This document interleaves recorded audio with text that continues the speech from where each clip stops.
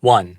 Since the internet has flooded us with too much art to experience in one lifetime, we as a species have been reminded of one simple truth: that the act of expressing yourself by itself is fundamentally worthless to the outside world. The value of an expression should be judged by what an audience gets from it. If a work changes the way you experience the world or sticks with you, it's valuable. If it doesn't, it wasn't worth bothering with in the first place. In the same way, this is the only factor a work of art should be judged by. Every other factor you may point to, like craft or passion, is just another way of saying some quality of it stuck with you. As a matter of fact, these other factors are actively harmful for art critique as they promote bad art. Any competently made or passionate work that is forgettable automatically loses to anything offensive, confusing, or insufferable.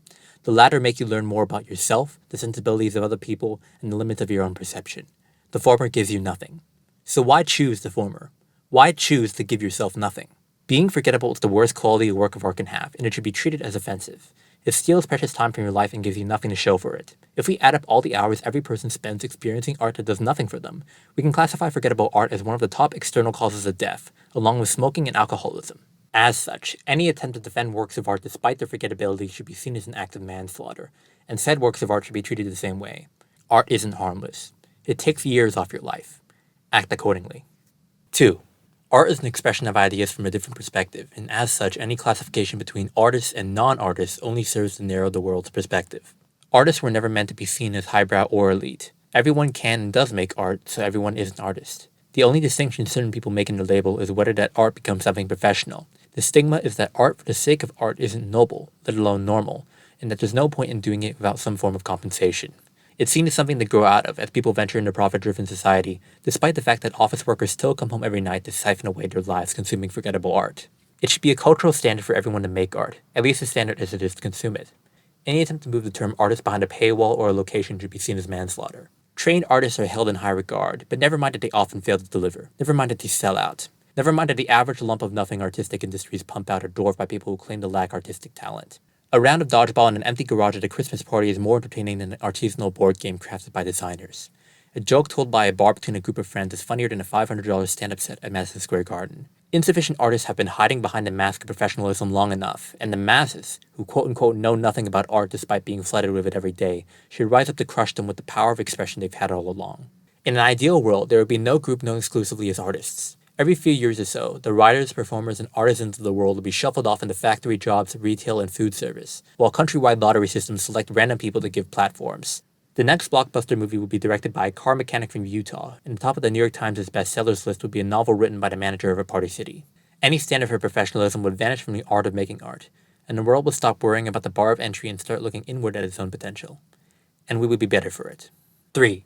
It's valuable to experience art from different people since they show you how others think and feel. When you go to a work by a specific person, you want to know how they see the world. You want to get outside your own head. This is why every artist needs to be as true to themselves as possible, as any dilution of the presented self in a work of art is disingenuine. This not only wastes the audience's time, but is also counterproductive to the reason people seek art in the first place. As such, any insecurities about how an artist presents themselves like imposter syndrome, desire for audience approval, or hesitation to be emotionally honest should be seen as an obstacle. Since many artists unfortunately place too much value on how they're perceived and therefore how they present themselves, there must be precautions taken during the production of art to minimize any barrier to authenticity. The problem, once again, comes from how art is elevated above the average job. The art market expects artists to interest, shock, and impress audiences on the first try, which in turn puts pressure not only during production, but also during outlining. In an ideal world, the creation of art would be more in line with work like folding laundry or washing dishes. There would certainly be a level of planning and thought going into the job, as well as different techniques and strategies, but there would be no unnecessary emotional resistance. After all, there's none in data entry or middle management. Why can't the same be true of art? 4. Manifestos are, at heart, pillars of impossible ideals that mark directions they want the world to follow in. They're not lists of rules. Rules are made to be followed, so they're outlined in plain, specific, and easy-to-read text. Manifestos are angry, abstract, and sporadic. They're at their core whining, meant to spur the audience into action. Manifestos that only provoke neutral responses are failures. Manifestos are disposable. People always fall short of the aims they believe in some way, and as such, every manifesto is eventually a failure. The ideal manifesto should fail from conception, even before conception. It should be a collection of ideals that nobody, not even its authors, can truly follow. They were made to remind us that we can never truly embody our ideals, but that we should try anyways. Anyone who thinks otherwise has fundamentally misunderstood the assignment. 5. Many say that the goal of art is to mentally influence people in ways that will affect their future decisions. Communication is part of the joy, but the actions taken from that communication are the real goal. If this is the case, then conventional art is a failed project. Our culture churns out art that pacifies us, comforts us, and reassures the status quo. Worse, we live in a society where such art is the status quo, and any incendiary work is to be seen as an outlier, not an example. The time has come and gone for conventional art to do its job, and it has failed. Meaningful human expression now only belongs to people who radically express themselves through action. The only appropriate response for an artist who wants to reach others is to follow suit and make their life the art upon which they present their ideas. In other words, to dedicate themselves 24/7 to acting the ideals they want to communicate. It should be noted that in making yourself a work of art, the image you present isn't necessarily true to your feelings. Art is constructed artifice backed by ideals. In doing this, you give away your identity to become an ideal. You try to become who you want the ideal person to be all the time. Make no mistake, this is the logical conclusion of art's entire project. Day by day, our ability to meaningfully affect the world shrinks, and with it, so does the potential of traditional art. The only appropriate medium is action. You want to be a real artist? Put down the paintbrushes and pencils. Do something real to show the world who you really are.